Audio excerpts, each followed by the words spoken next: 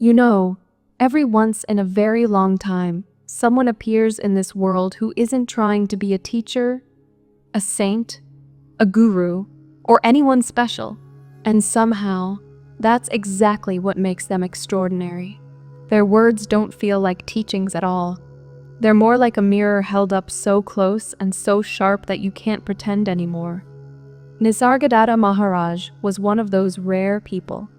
The first time many seekers met him, they expected some mystical glow, some saint-like aura, maybe a soft-spoken sage sitting in perfect stillness.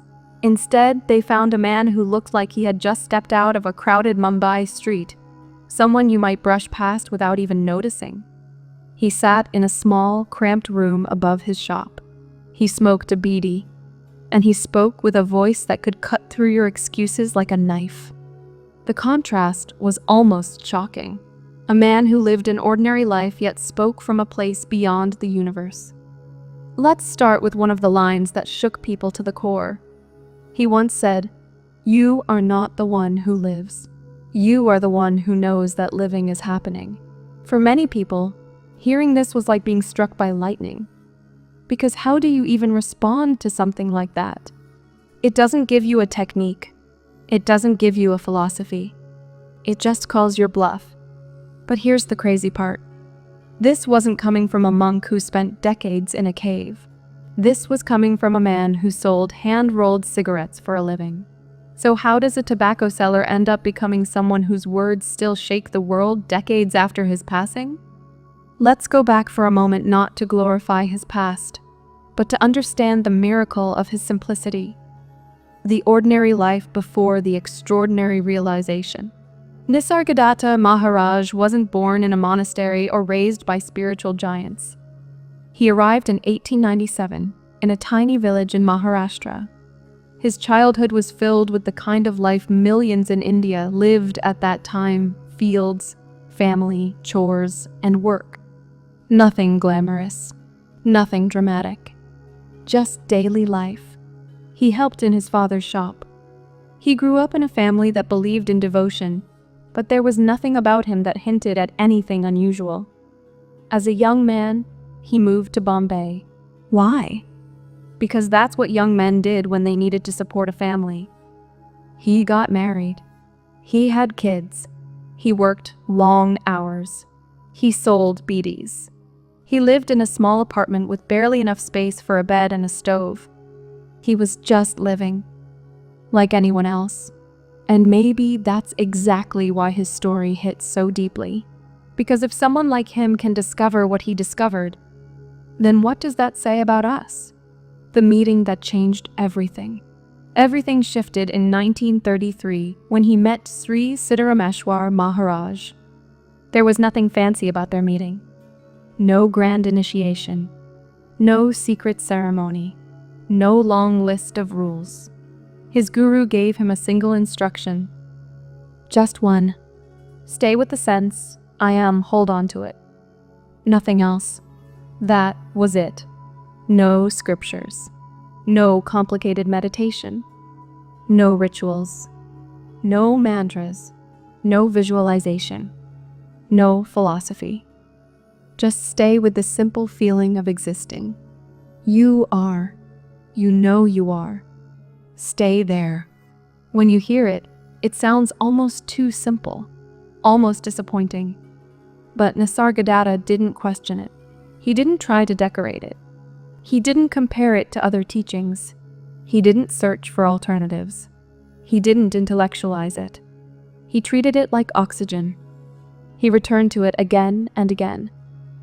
While working, while walking, while sitting, when happy, when disturbed, when tired, when confused. Just this one thing. I am. And here's where the story takes a wild turn. Because this one instruction didn't just give him peace, or clarity, or emotional balance. It tore open the entire structure of identity. Nisargadatta didn't try to become spiritual. He didn't try to achieve enlightenment. He simply held on to that quiet, raw sense of being until everything else burned away.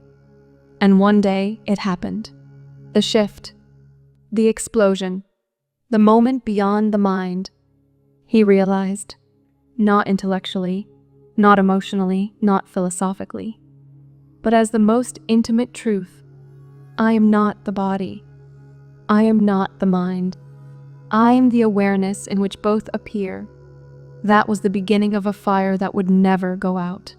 The most direct teaching of the 20th century. Here's the thing about Nisargadatta. He had zero interest in making anyone comfortable. If you came to him, hoping for gentle guidance, he would give you a verbal slap instead. If you wanted comforting spiritual stories, he would break them in half. If you wanted a step-by-step path, he'd remind you that you're dreaming. He spoke with a rawness that many found overwhelming. Sometimes he sounded harsh. Sometimes he sounded impatient. But he wasn't being rude. He was being honest. He saw that most seekers weren't actually seeking truth. They were seeking comfort, or spiritual entertainment, or identity upgrades. And he refused to play along. What made him different was the directness of his teaching. He didn't say, grow slowly. He said, look now, see now. He didn't say, you will become something. He said, you already are what you're looking for. He didn't say, the world will guide you. He said, you are dreaming the world. Every word pointed you back to yourself, not to your personality, not to your thoughts, not to your emotions, not to your story, but to the sheer fact that you exist. The small room in Bombay that became a window to infinity. After his guru passed away, Nisargadatta almost ran away to the Himalayas. He thought that maybe being alone in the mountains was necessary. But halfway there, he stopped. Something inside him said, this isn't it. He realized that running away from the world doesn't free you from the world. So he returned home. He went back to his shop. He lived the same life as before, but from a completely different center. And slowly people began to show up at his door, first a few, then dozens, and eventually seekers from all over the world. Imagine this for a moment. A small, modest room in Bombay. Concrete walls, bare floor, a single window, barely any space to sit. A man smoking a beedi, speaking in a voice that could shatter your concepts. And yet, people from London, New York, Paris, Tokyo, and everywhere in between squeezed into that room just to hear him speak. Why? Because something was happening there that wasn't happening anywhere else. Not philosophy, not rituals, not spiritual entertainment, but truth naked, stripped, undeniable. Some people walked in thinking they knew something about spirituality. 10 minutes with him, and they realized they didn't know anything at all. The teaching that cuts through every illusion. One of the central things he pointed to was this: you think you are the one who acts. You are not. You are the one who watches. This wasn't a metaphor for him. It was literal. He meant that whatever you call your life, your decisions, your thoughts, your emotions, your memories are movements appearing inside the field of consciousness. And you are not inside them. You are the space in which they move. Think about that for a second. If your thoughts come and go, and your emotions come and go, and even your sense of being this person comes and goes, can any of that be you? He pushed people to see this directly, not by repeating words, not by meditating for decades, not by building a new identity, just by looking at their own experience. He often compared the mind to a thief. He said you don't trust a thief, but you also don't fight him. You simply watch him so he can't fool you. That was his approach to the mind. No fighting, no suppressing, no controlling. Just seeing, and the moment you see clearly, the game collapses. The witness and what lies beyond it. Many people misunderstood this part of his teaching. The witness is not the final truth. He never said, become the witness forever. He said the witness is like the last doorway before reality. He described it beautifully. The witness is both unreal and real. It is the first step out of the dream and the last illusion before the truth. So what is beyond the witness? Awareness without identity, being without a center, presence without a person, a state without the holding of I am this. He said, when thine dissolves, what remains is not death. It is your true home. This wasn't philosophy. It was his lived reality. And he insisted that this was not exclusive to him. It was available to anyone who was willing to look directly and stay with the simple sense of being. Why I am was the heart of his entire teaching. Of all the things he said, this one instruction became the foundation. Stay with the sense I am, not the thought, not the story that follows, not I am this or I am that, not any label, not any identity, just the raw sense of existing. He said this simple feeling contains the entire universe inside it. Because if you look closely, every experience appears after this sense of being. Everything you know, everything you feel, everything you believe comes afterward. He used to say, the I am is the seed. The world grows from it. The moment the seed dissolves, the world dissolves with it. This is why he warned people not to run from the world, or from their mind, or from their problems. Because the world outside is nothing compared to the world inside. The real prison isn't the situation you're in. The real prison is the identity you cling to. And the moment you return to the simple sense of being, the chains start falling apart. The dream analogy. Another thing people often talk about is how frequently he compared life to a dream. But he didn't mean it as a poetic line. He meant it literally. He said, there is no difference between your waking consciousness and your dream consciousness. Both are appearances. And if both are appearances, then what is the one thing that does not appear? Awareness itself. The one who knows the dream. The one who knows the waking world. That is the real you, not the dream character. Not the waking personality, but the knowing itself. When this hits you deeply, something inside shifts.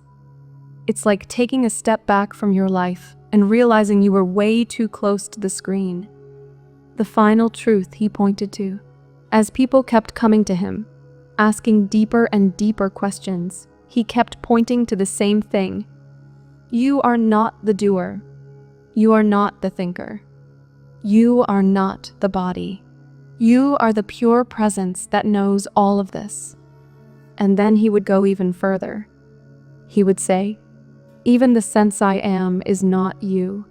It appears in you. It dissolves in you.